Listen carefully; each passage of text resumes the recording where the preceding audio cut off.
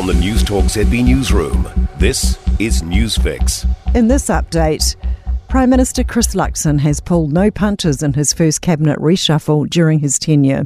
Media Minister Melissa Lee and Disabilities Minister Penny Simmonds have both been dropped from their portfolios after a sting of controversy surrounding them. Newstalk ZB political editor Jason Wall says Luxon has acted on the number one rule in politics: to remove all distractions.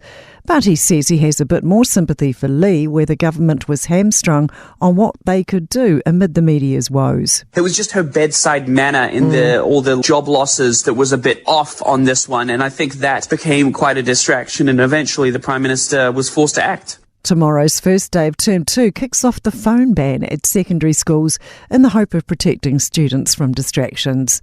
The new government regulations require students not to use or access a phone while they're attending school, including break times. Chair of the New Zealand Secondary Principals Council, Kate Gainsford, said parents appreciate the support on limiting screen time and having the adults working together is helpful. It's important that the backing comes from families too, because that's where, joining up home and school, that's where the most powerful connection really is. Hamas has released videos showing 2 hostages alive in Gaza. In the broadcast, they urge Israel's government to secure a new hostage release deal. It comes as Hamas say they've received Israel's response to its latest ceasefire proposal. The BBC says after further efforts from Egypt and the US, it's thought that deal is getting closer. Israel's foreign minister has also indicated they could suspend a planned incursion into Rafah to get a ceasefire deal over the line. At least 5 people have been killed and 33 injured after a tornado hit China's Guangzhou. State media reports 141 factory buildings were damaged, but no residential homes collapsed.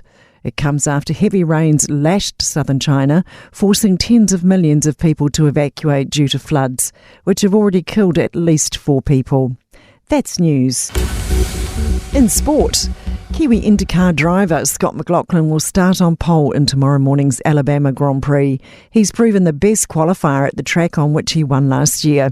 It comes just days after being stripped of his podium finish in the season opener at St. Petersburg for violating push-to-pass regulations alongside Penske teammate Joseph Newgarden.